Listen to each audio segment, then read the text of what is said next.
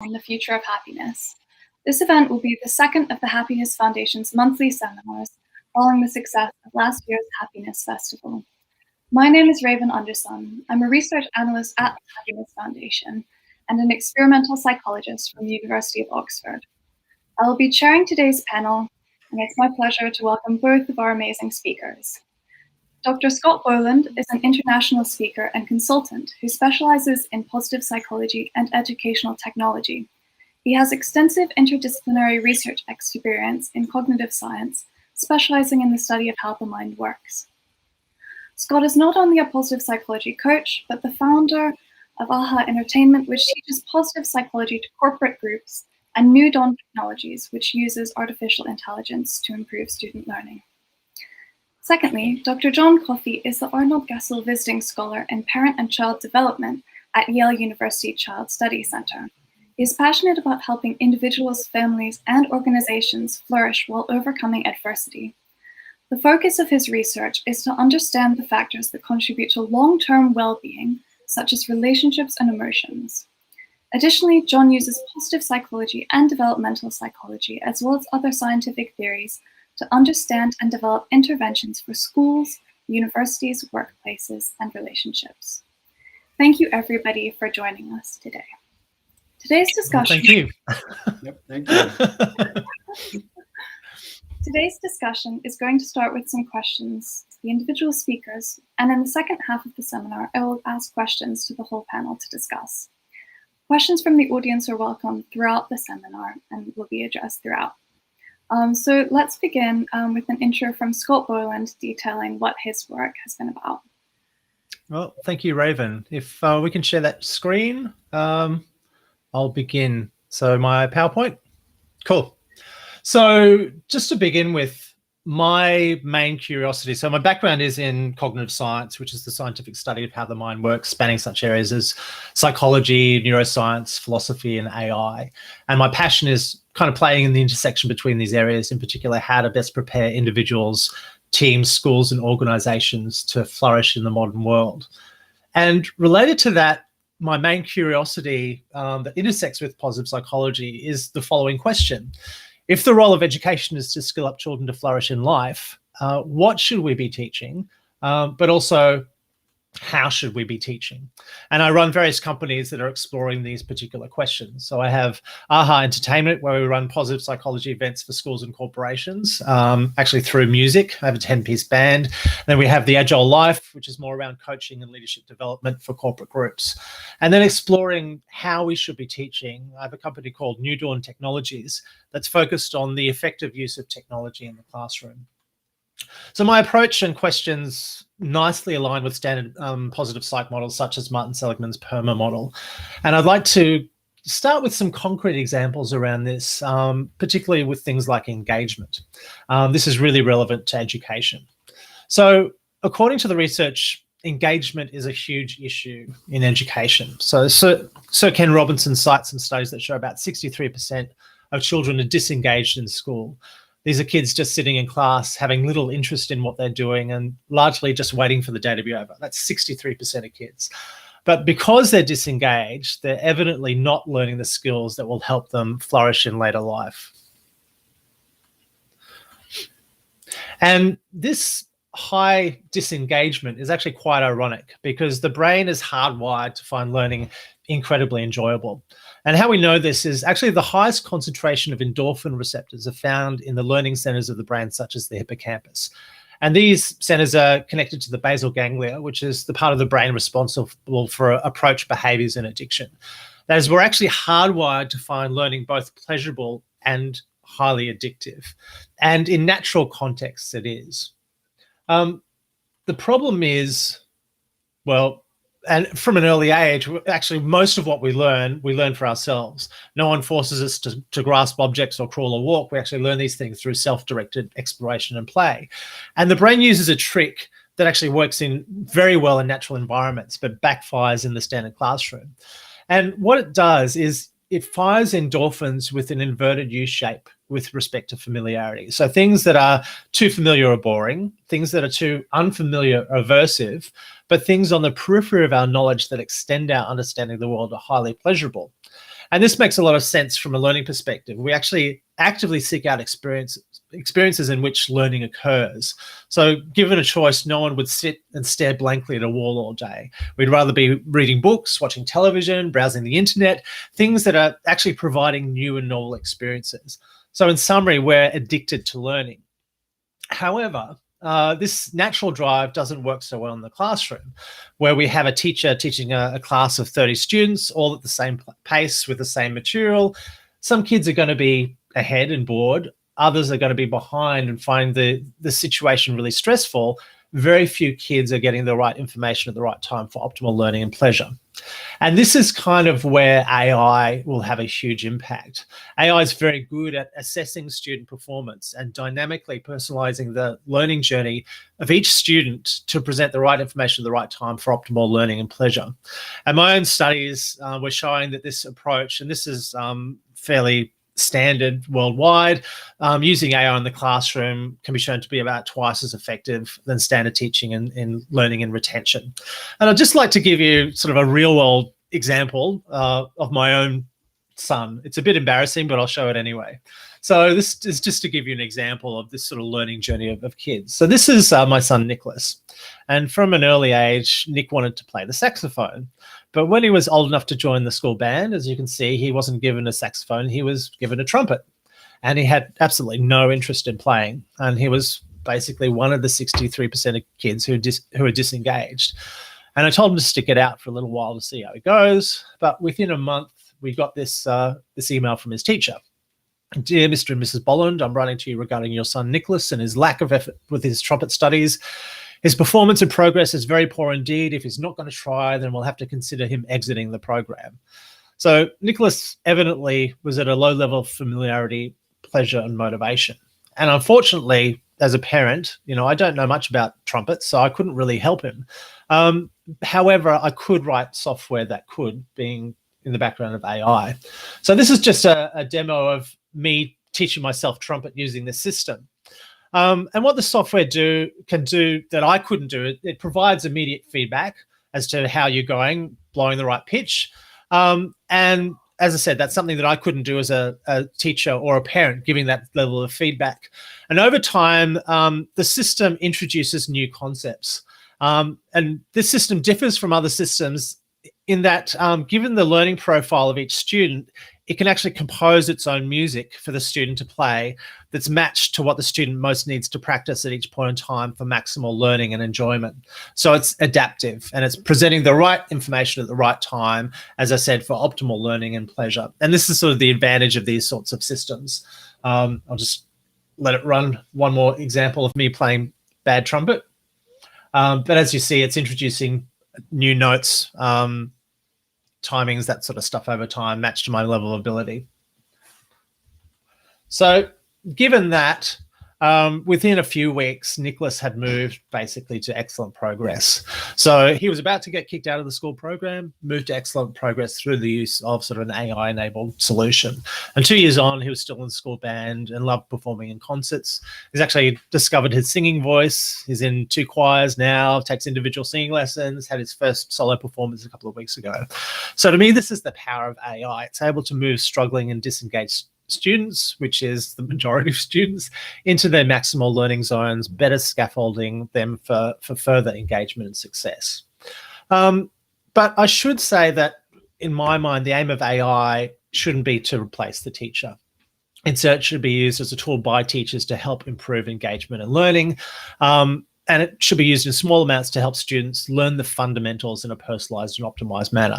So, what are the fundamentals of maths and music and science? And this frees up the class time for more engaging activities. So what are the cool things that you could do if you knew maths or science or music? So team or group-based activities that are aligned to the interests of the students, that give sort of this practical grounding and why these things are important. But what's actually more important about these team-based approaches is that we can focus on more of these positive psych skills as well. So focus on emotional intelligence competencies and other aspects of the PERMA model that we know are essential to human flourishing. So just to give you an example of what you can do in these teams and teaching these other skills, one of the things that we don't really do well in the school system in a way is accomplishment, in particular dealing with the future events. So how do we deal with this VUCA world, situations that are volatile, uncertain, complex, and ambiguous, situations that we can't analyze or think our way forward because the world is too unknowable. We can't really come up with a solution that's going to work. And the world's getting more volatile, complex, and uncertain over time. So 500 years ago, technologically speaking, the world didn't change much in 100 years, but now we're seeing rapid breakthroughs every year. So it's hard to know what technologies might emerge in the next 5 years and how this is going to impact our lives, our future careers. It's really hard to plan in advance. And so just to give you an example of, I guess, how rapidly technology is changing, AI is a good example of this. So up until about 10 years ago, we were in the AI winter where AI wasn't living up to its hype. But now we're very much in the AI spring where AI is exceeding performance in a wide range of domains. So now AI is having a huge impact on some of the most common jobs in our economy, such as retail and sales. For example, in Alibaba's warehouse, robots now do about 70% of the work. Manufacturing robots can now be found outside of the factory. For example, fast brick robots can lay about 1,000 bricks an hour. That's the equivalent of what a human bricklayer can lay in 2 days. And even humanoid robots are starting to perform tasks at superhuman levels. So, you know, who here can do this? It's pretty impressive what they can do. But also beyond this sort of AI is starting to get incredibly creative as well. So creativity is one of those areas that people didn't believe, machines could do well. This is just an example. So this is none of these images are actually real. They were generated on the fly by a neural network that was trained on millions of photos of cars and interior design, and now can create its own. So now it can create its own rooms, cars, that sort of stuff. These generative algorithms are pretty impressive in terms of the area of creativity. So the point being that we just don't know what's going to happen in our future. We can't accurately think or plan our way forward. So if we're choosing careers for our children, that's a really hard thing to be doing. So we need to skill up kids to be working in this VUCA environment where things are just so uncertain in the world. We just don't know what the world's going to look like.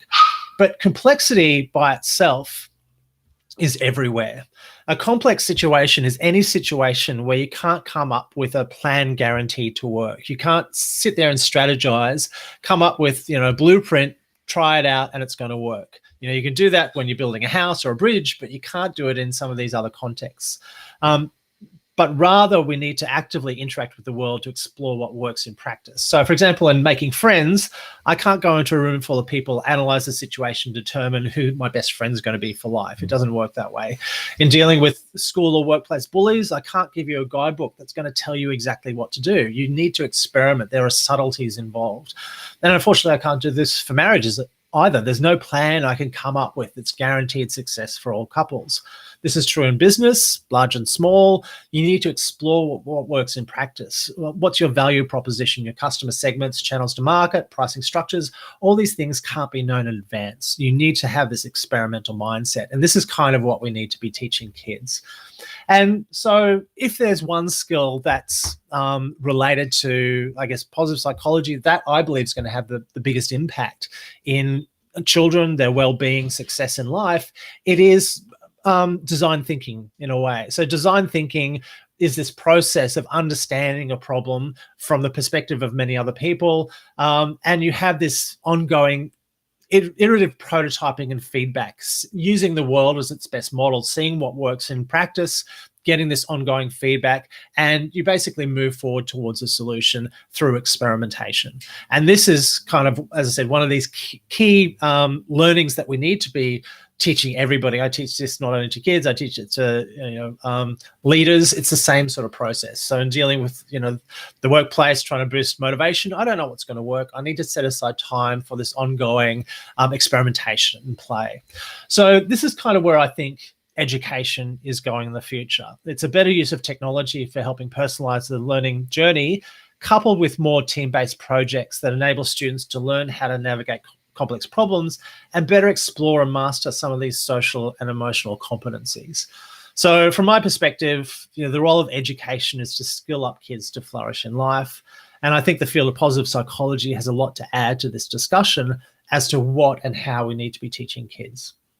And that sort of concludes my TED Talk, or 10-minute presentation, introduction. Thank you so much, Scott. I can't wait to have a more in-depth discussion of that in a minute. For the moment, though, let's turn to John. And if you could tell us a little bit about your work, John. Excellent. Thank you. Thanks for that introduction, Scott. I think we'll see some good overlap in our presentations or ideas here. So with this, my purpose in life is to really think about how do we cultivate happiness and thriving across the lifespan. But I do this from a very lifespan kind of perspective.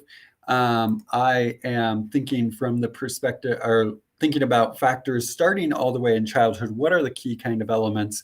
And thinking all the way into adulthood so that we're not just thinking about a short-term kind of fixes, but also the long-term implications of those. And how do we ensure that children are going to thrive all the way into adulthood? And with that in mind, I bring in a background that does include clinical work, consulting, coaching, in a variety of different capacities. And so today I'll give you a little bit of an introduction. The channels of my work, I'll be focusing more on research here today, but also thinking about intervention. I do a lot of teaching, public speaking, consulting, and coaching through different partnerships and organizations to really think about this in a complex kind of dimensional way. So with that in mind, I'm thinking all the way across the lifespan, but oftentimes thinking all the way back into childhood and thinking about what are the early life roots of things like happiness and life satisfaction or engagement, as Scott was just talking to us about, and those type of things.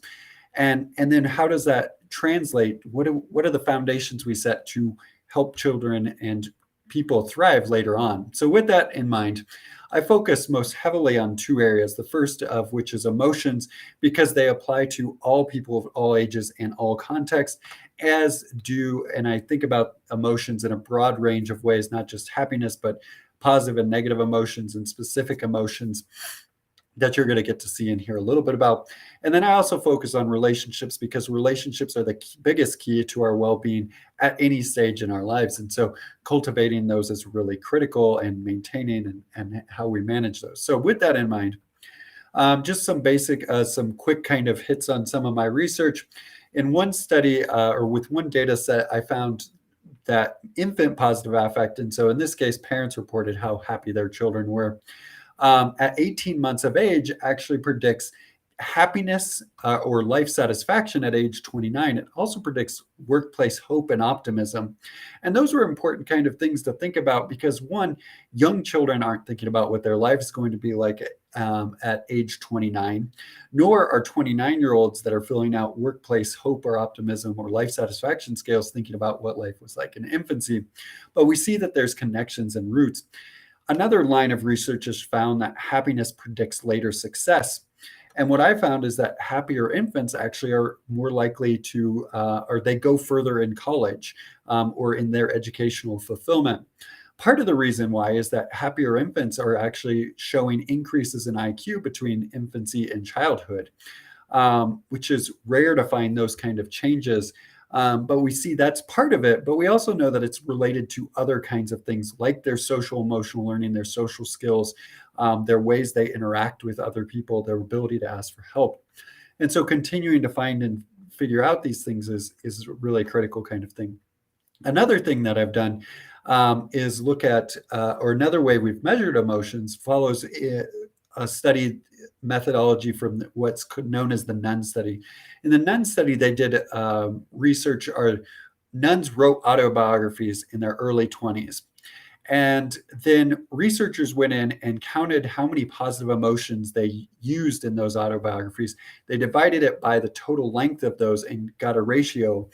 And what they were able to do then is predict longevity. So how long did these nuns live? And those that used the top, or the highest proportion of those, lived on average 7 years longer. In a similar kind of design, we looked at essays that children wrote at age 11, and we coded for positive emotions, divided it by the word count, and found that that predicts these four factors that are related to longevity. So adult life satisfaction, at age 50, optimism, meaning in life, and social and relational well-being were all predicted by the positive emotion content in those essays.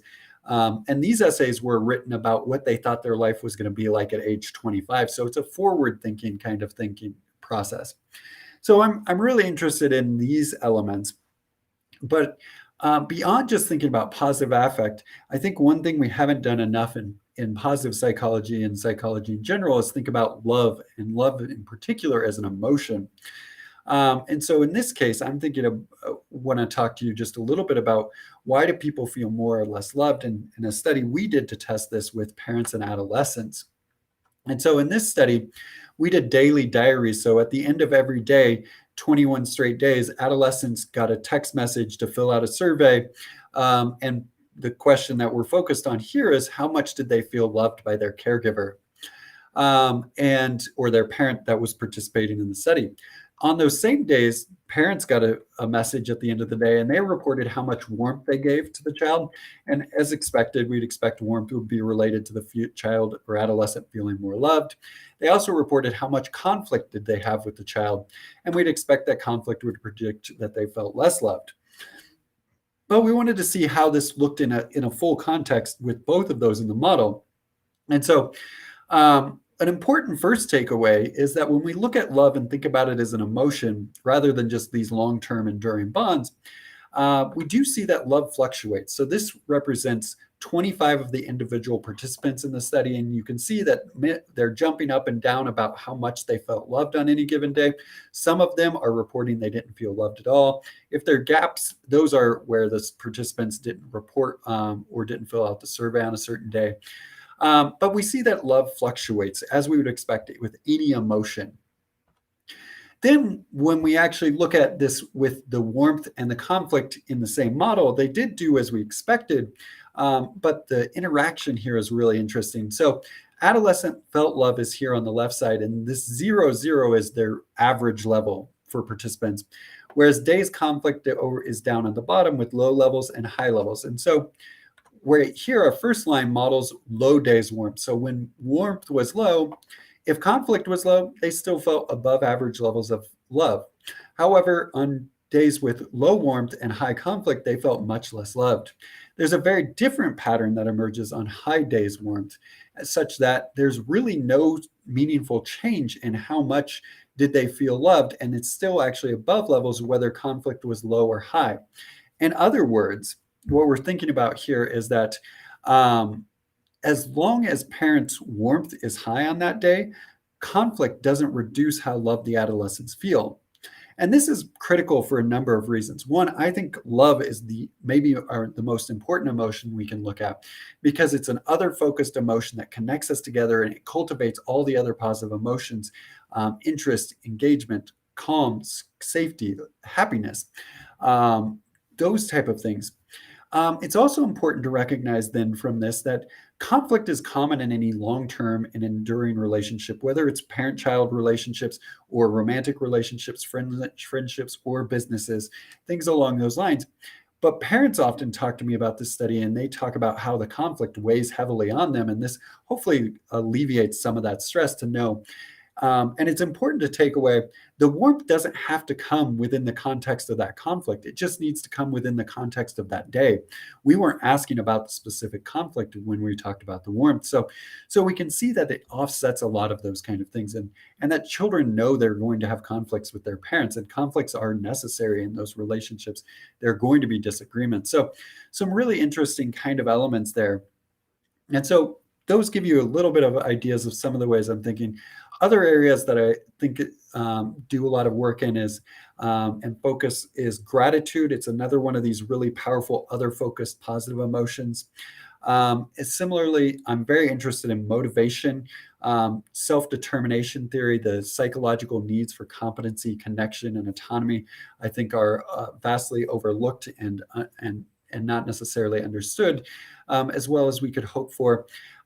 Engagement or flow in life, as Scott was talking a lot about, is something that I'm also very interested in, especially thinking about how do we cultivate that for young children. Meaning in life, and I do this across a wide range of contexts, so online, applications, workplace, schools, families, and even thinking about how travel might fit into this. With that in mind, one of the ways that one of the last kind of things is I'm really interested in how we promote this happiness and thriving. And so we do this using positive psych activities or interventions.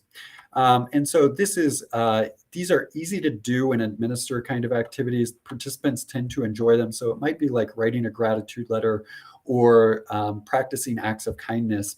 We see that these are minimally expensive and easy to administer, and they usually become self-directed tools so people can utilize them when they feel necessary. And with that, I'm developing other online interventions where, for example, we have developed a gratitude one that's specifically designed to look at connection to others. And we think about it as a head fake, because what we see is that we have parents thinking about connection to someone else, like a friend. And what we then see is that it leads to better interactions and engagement with their children throughout the week. So they're increasing their compassion in those kind of contexts. And so it's helping in other aspects of the life, in areas and stuff like that. And so we might also see how increasing happiness can increase productivity. Employee happiness is related to increased productivity, or acts of kindness lead to better health. And so I do this in also measuring things like RSA, respiratory sinus arrhythmia. So you can see in my lab here, we're measuring heart rate, breathing rate, responsiveness. As a study, as participant is actually engaged in activities, we can also code for their facial expressions to get a more objective measure of how happy they are, what they're looking at, where they're directing their eyes and things along those lines. All of this to kind of get a better, broader picture of happiness, thriving, love, those type of things, and different kinds of contexts. So I will stop there and look forward to our discussion and questions. Thank you. Very interesting studies on the more complex aspects of human relationships. That's really exciting to see. My first question is, to develop interventions to boost people's happiness, it seems useful to have a way to measure happiness, but it's sort of a slippery construct. And so my first question is, what are the challenges in measuring happiness? Is it possible to come up with one measurement? What is the best measurement for happiness in your opinion? John, do you want to go first? Yeah. So, I mean, this is, as you've just noted, one of the biggest challenges that we have, because happiness is a very subjective kind of element. And it's important to recognize that what makes one person happy isn't going to make the next person happy. And that's good. And that gets at our evolution of diversity and those type of things. But the subjective nature of it means generally and historically in positive psychology, the best way we've been able to do that is just ask people to self-report their happiness, and maybe do it even through daily diaries or experiments or experience sampling. So paging them multiple times throughout the day to see if they're engaged or if what type of emotions they're experiencing, the PERMA factors, those type of things that Scott talked about. But we're starting to see genetic kind of links, and such that practicing acts of kindness can actually have an epigenetic kind of change to reverse kind of telomere lengths and things that are associated with loneliness and depression. So we've also seen that practicing loving kindness meditation or gratitude can change vagal tone responses, so the ways our heart rates and respiratory rates are responding. And then looking at more objective kind of things, such as the ways, how many positive emotions are people using in essays is another way that we do that, or facial coding, facial expressions, those type of things are all increasing kind of ways that we're measuring happiness. Mm-hmm. And do those measures typically tend to correlate with one another? Like, do they converge on one construct, does it seem like? They do. They do is the easy answer. It's not a perfect correlation. It's facial expressions are much more complex and changing, and understanding the nuances when you're coding a facial expression in a video or things along those lines is much more complex. Just because you know someone's happy, then why are they happy, and is another kind of intricacy, or someone that's engaged or things along those lines. And some of those are more complex, like what does engagement look like? The facial expression is much less like distinguished, even though it's probably our most common kind of facial expression interest. So there's a lot of complexities and nuances to continue to think about. Of course. I probably have a different take on this, and I'll throw in a few ideas that might be controversial, but I kind of work with a lot of clients. So what are the practical ways of measuring happiness? But one of the other questions is it something we really want to optimize? What is the utility of happiness? Is it something that's actually important in the first place? And so there is really, a breadth of research around sort of the happiness advantage, that people who are in this positive emotional state, more creative, more productive, live longer, all those sorts of benefits of happiness that sort of give us an idea that happiness is something that we should optimize for. And so, for example, in the workplace, standard techniques is, self-reports. What you can do is, from a coaching perspective, get people to analyze their day. What are the activities they're doing? How much joy is associated with, each activity? How can you actually change your workplace to optimize for this variable of joy and happiness? But there's another side to this that I guess, evolutionary speaking, all emotions are there for a reason. And the evolutionary purpose of emotions it's this guidance system, to keep us alive and keep us safe. And happiness used to be, for example, related to things that were good for us. So things like fruit and vegetables gave us this enjoyment, but they were nourishing. Same with learning, right? As we talked about before. But now society has actually changed, and a lot of the things that actually bring us happiness aren't good for us anymore. So, like, a lot of the foods that we're eating are bringing us joy, but are unhealthy. A lot of the activities that we engage in, such as social media, such as playing video games, bring us that short-term happiness, but aren't good for us. So in a way, our society has actually changed. So this happiness signal, in some sense, in the short term, can actually be self-destructive. So in that way, avoiding uncomfortable events leads to this experiential avoidance sort of strategy that actually keeps us trapped in suboptimal states. So, for example, if I've got a choice between playing a video game and studying for an exam, and I just optimize for happiness, I'm going to go for the short-term happiness, which is playing video games, and that's going to screw up my life. And this is where a lot of these sort of long-term psychological things that are damaging, such as substance abuse, anxiety, depression, are stemming from this seeking of short-term happiness. So in terms of the questions that I have for clients is not around how do we optimize happiness, it's what does a full, rich, and valued life look like to you?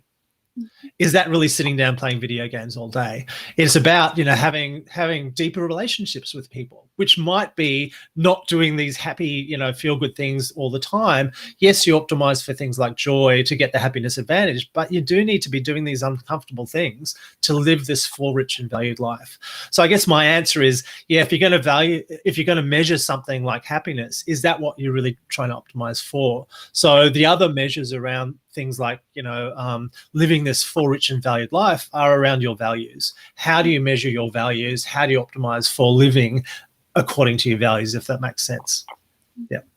And I agree with those points, especially just thinking about emotions as these diverse kind of elements. And I would just add that one of the other concerns that I often have, especially when I talk about how children that are happier do these type of things, it's important to recognize it's not about peak intensity of happiness and those momentary kind of things, so much as more of those enduring kind of things, finding that sense of purpose or interest in learning and those type of things that are cultivating motivation and stuff along those lines. And so oftentimes people think about peak intensity, which makes people unhappy because you can't always get to the highest level, and there's actually crashes associated with it and things along those lines. So it's not about peak experiences in most of those cases, and similarly, that's one of the other reasons that I think cultivating and building love is maybe even more useful, because it's an other focused and connects us in ways that some of those other things may not. Some of the happiness kind of seeking things aren't going to do. but that's as complex to measure and also has many of these other similar kind of nuances. Those are both really interesting points. I wonder if whether, in terms of short-term emotions, there is a way to realign that emotional guidance system and map it back onto things that are good and nourishing for us, whether there are any techniques that you guys use in coaching, for example. Well, that's I guess, it's how do you create an environment where you know what's of value to you and sitting down and planning for those things. So for adults, when you do coaching, that's exactly what you're trying to do, is say, well, what does a full, rich and valued life look like, and backtrack to the activities they should be doing.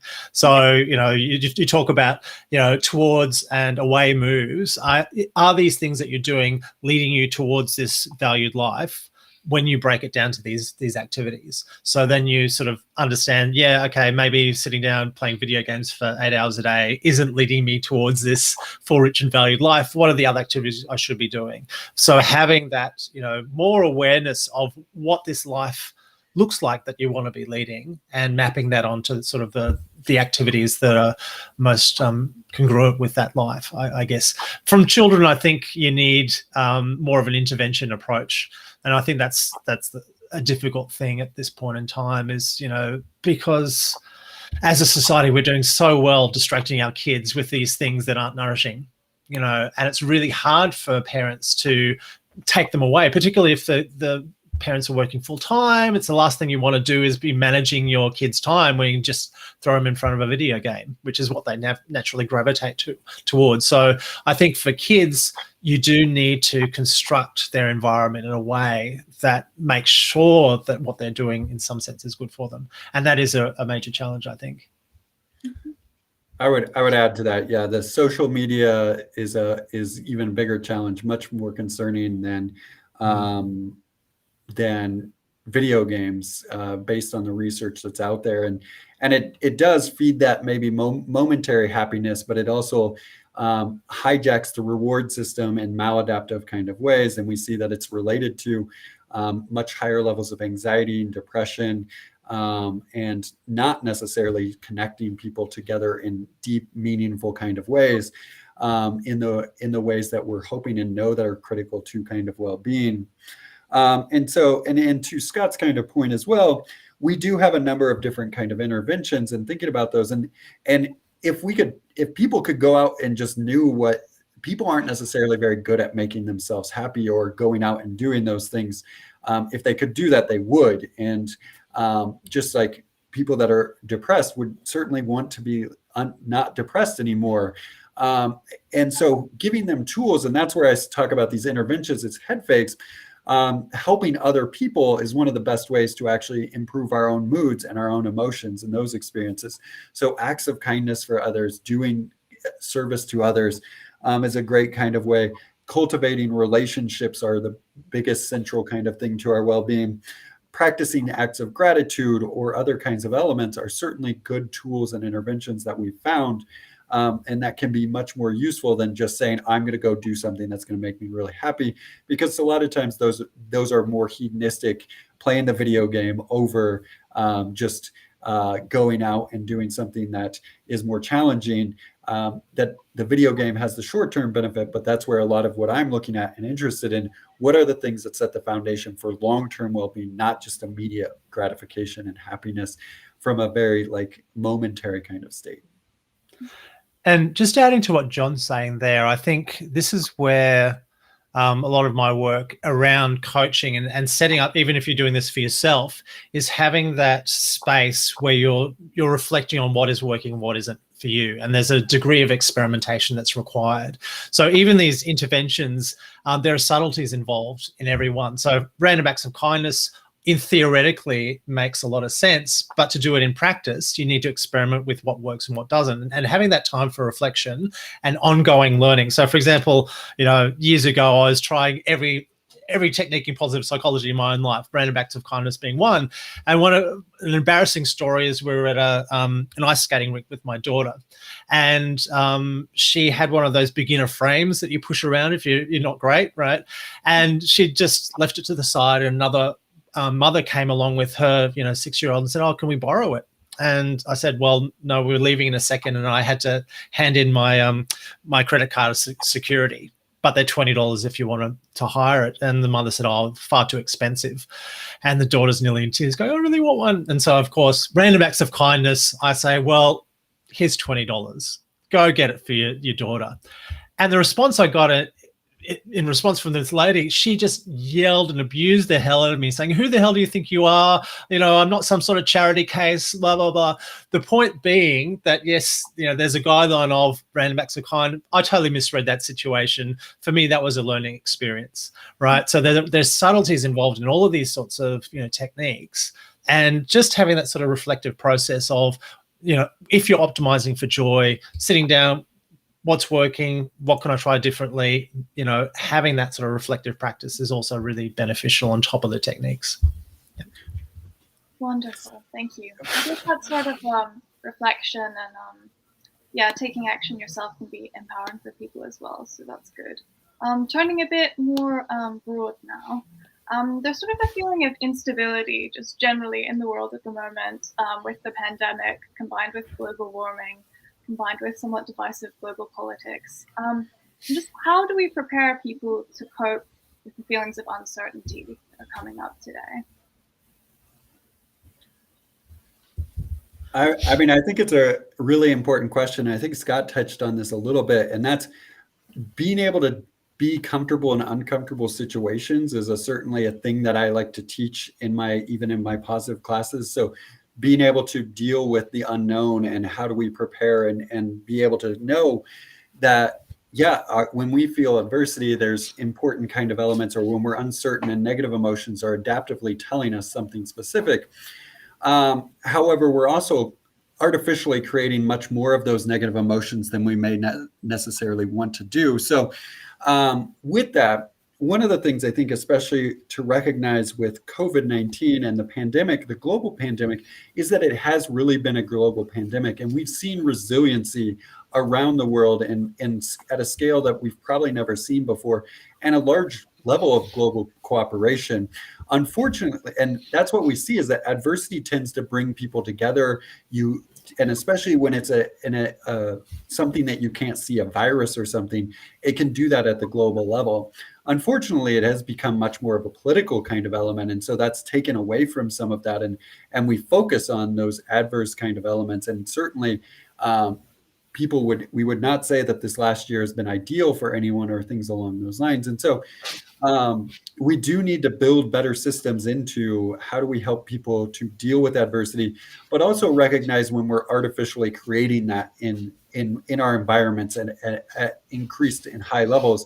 That's where I think technology and social media, when we're bored and things along those lines, just getting on those, where it might give us those quick kind of boosts, but also reduces then actually leads to social comparisons and anxiety and increased negative emotions that are all central to making those addictive and driving user interaction that we are now seeing as potentially really problematic for people, and not just children. We often think social media is a childhood problem, but it now has affected people of all ages and things like that. So I think there's our important kind of large scale future challenges of positive psych. We need to be thinking about it at a global kind of level. How do we help and improve this?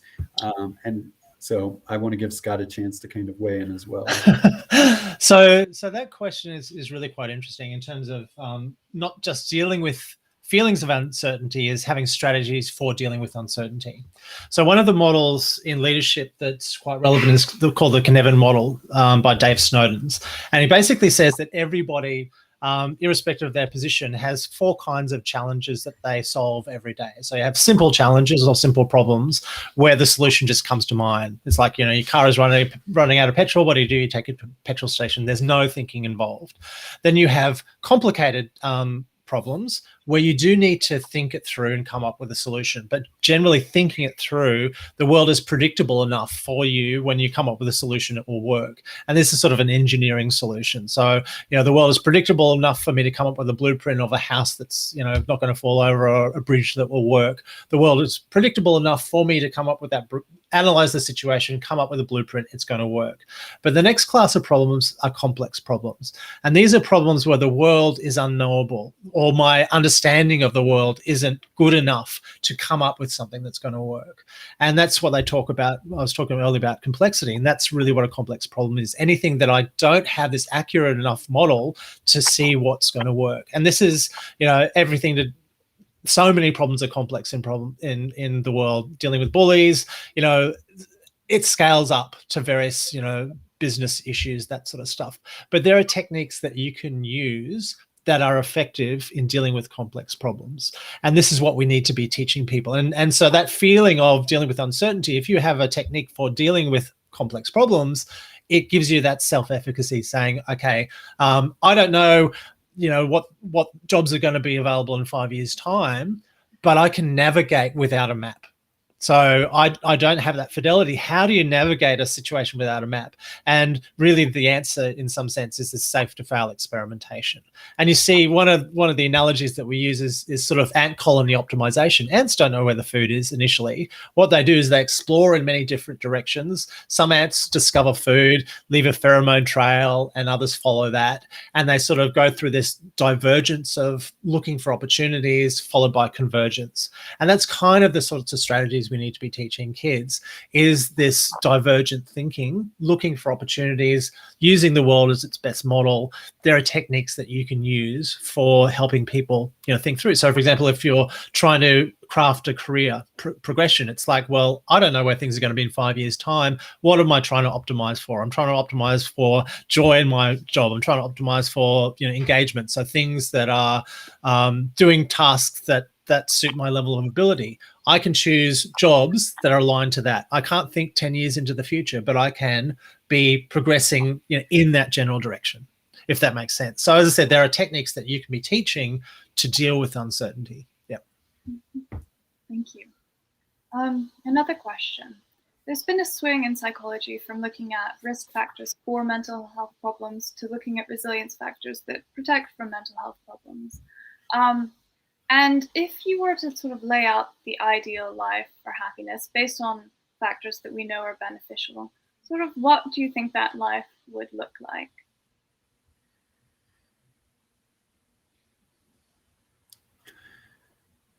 Scott, you want to go first, or?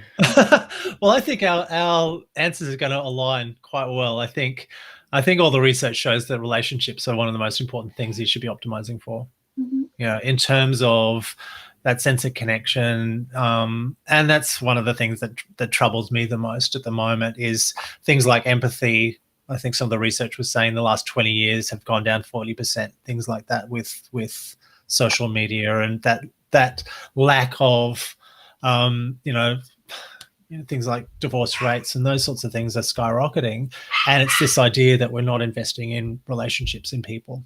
And to me, it's that sense of meaning, sense of, stability in we've lost that. That's something that I think that's fundamentally important.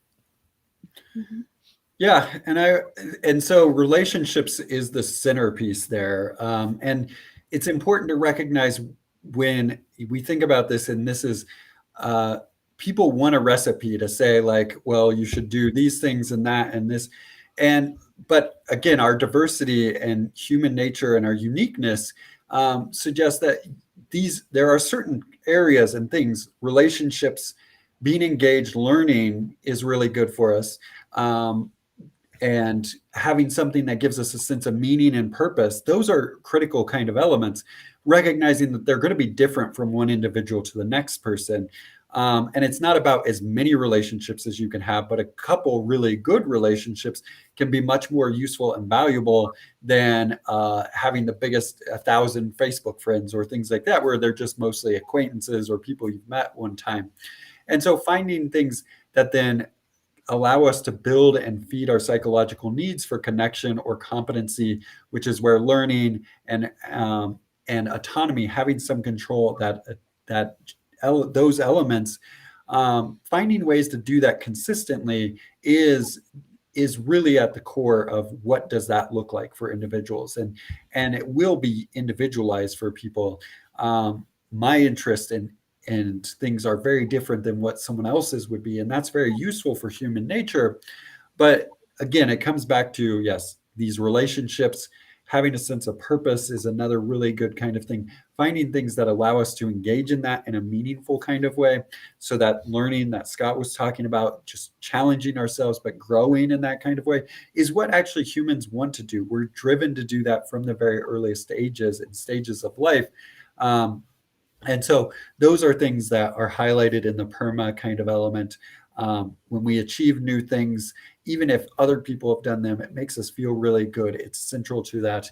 And so working towards those things is really kind of critical, and trying to balance and keep out the other areas that are problematic, as I've already hinted at, things like social media, limiting and restricting that is a real big challenge. So and it's not going away. So how do we help technology and shape it to a way that really does systemically and large scale help to promote well-being and thriving, and resiliency is really what our next challenge is, I think. I think adding to that, there are some, when you look at relationships, I'm thinking of the work of, for example, John Gottman, in terms of what are the predictors of a good relationship? What does a good relationship look like? What should we be promoting? So he's come up with 3 or 4 factors that you should be watching, in terms of, it gives you some sort of practical idea of what you should be doing and investing in these relationships. And he talks about things like emotional bids.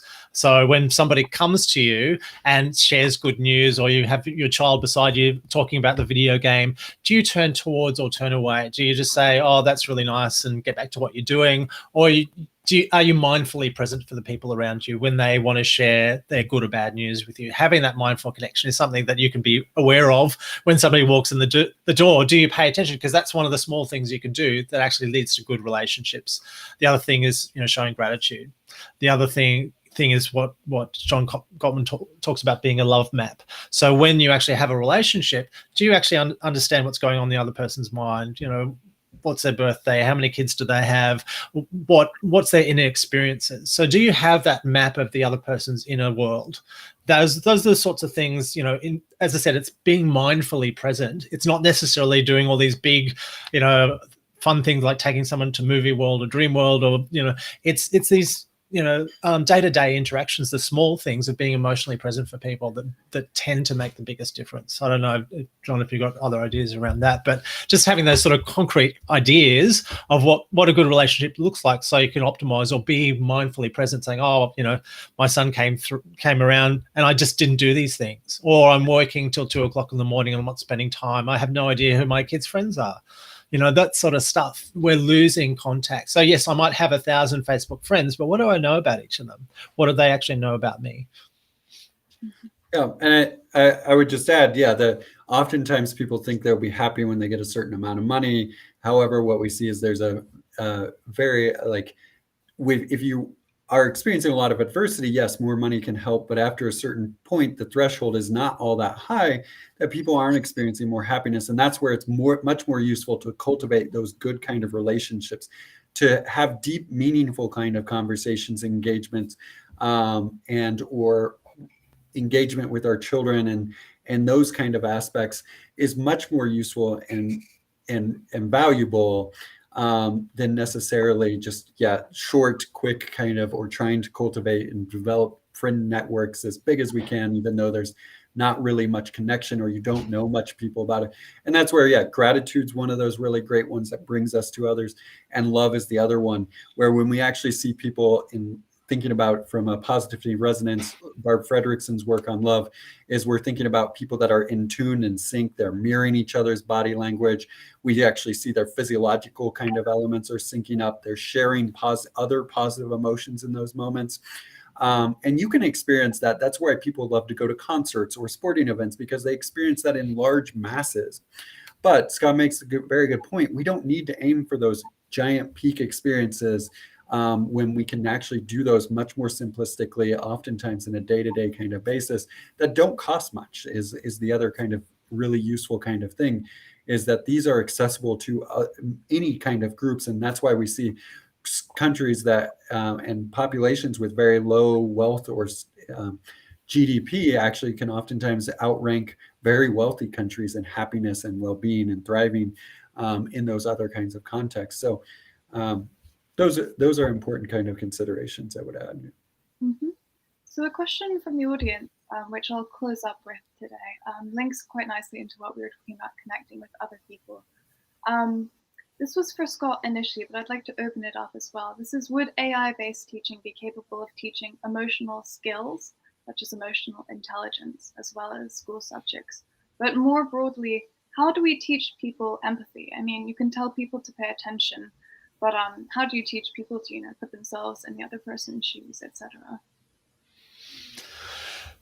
Okay, empathy is an interesting one because the brain processes depends on so you've got things like the mirror system, for example. So when you've seen someone in pain or in joy, generally your brain mirrors that experience. So that's where empathy comes from naturally, right? We have this natural empathy, but that's only true if we consider them to be as part of your in-group. So if they're part of your out-group, you don't have this mirroring experience. So that degree of empathy, so if you're trying to teach empathy, it's not something that can be taught. It comes naturally if you've established that person as being part of your in-group. So there are activities that you can do that establish that form of connectivity around looking for similarity, getting to know each other, those sorts of things that empathy stems from once you have that connection. So there's a behavioral element. It's not something that you can teach, but you can teach the techniques of connection. So this is what you see in salespeople, right?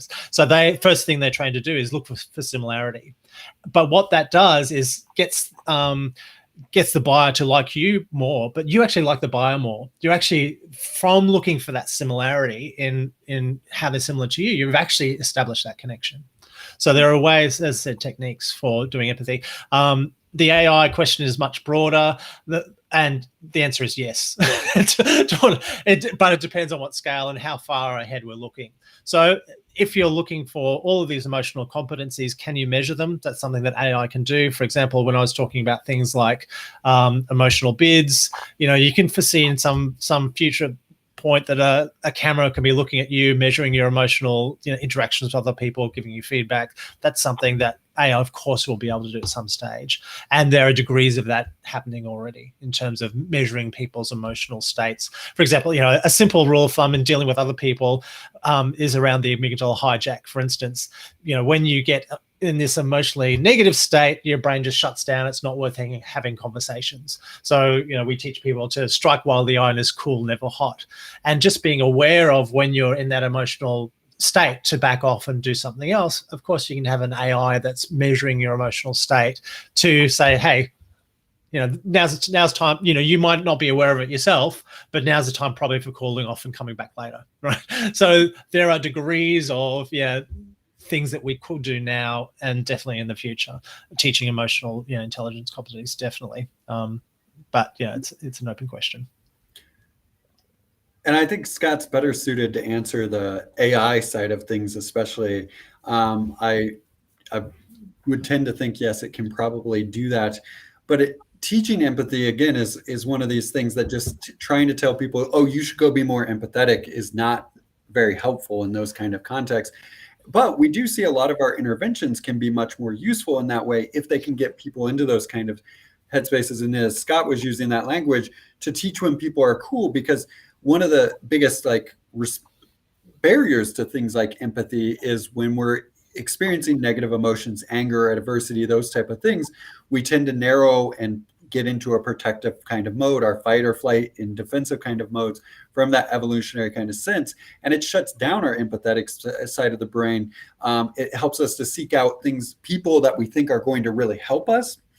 But what we've seen, and even during the pandemic, this is one of the things I think we've seen is when we're all experiencing this adversity, we've seen much greater levels of empathy and movements for empathy and for groups that are minorities or things along those lines in greater capacity that we probably would not have seen without the pandemic. In the United States, the Black Lives Matter movement that grew so much and things along those lines would be one potential example of that. But we've seen it across the world and those kind of things. so even in some of those cases, when we're coming together and helping each other can help. And so we have interventions that if we cultivate gratitude or loving kindness meditations or mindfulness, or just letting people get together in a common kind of neutral place, people that don't necessarily think they have all that much in common, those are cases where we can experience that gratitude, that empathy, love, which all then kind of fuel those other kinds of emotions. But if we go to places where people are getting you angry or upset, or social media is getting you fired up because they know that's what's going to get you to come back to it, it reduces those ability to feel that empathy. And you're not going to feel as empathetic of seeing someone across the TV screen, or that is thousands of miles away, as you might where you're actually having an in-depth conversation, engaging with them in a local kind of situation and stuff like that. And you can certainly do those things. We're doing that, I think, right now in this conversation. We're cultivating and exploring and those kind of things. You can use social media and those kind of platforms for those kind of elements. They're just not necessarily centrally structured that way right now. And so yes, we can cultivate and teach that. And I would imagine AI can do that through other kinds of ways. And it probably will learn it through this head fake kind of way of let's figure out how to make this engaging and learning and interesting. How do we learn about these other people? Because that's when we're going to care and want to help them and empathize with them. And that's where I think love is really critical in that kind of way. That happiness may not always create that same kind of empathy. It gets you more towards that space and open to it. But love, really, when we're feeling connected and tuned in with people, you'll see that they'll protect people that they don't even know, and complete strangers and things like that. That is really powerful and moving in those kind of ways. So that's where we, I think, go with the technology side of things. Lovely, thank you. That's our last question for tonight. I'd like to thank both of our speakers for coming tonight to participate, and to our audience for watching as well. The Happiness Foundation will be doing more monthly seminars on topics such as creativity and happiness and the economics of happiness. So do stay tuned for that. And I'll see you guys next time. Thank you. Cool. Thank you. Thank you.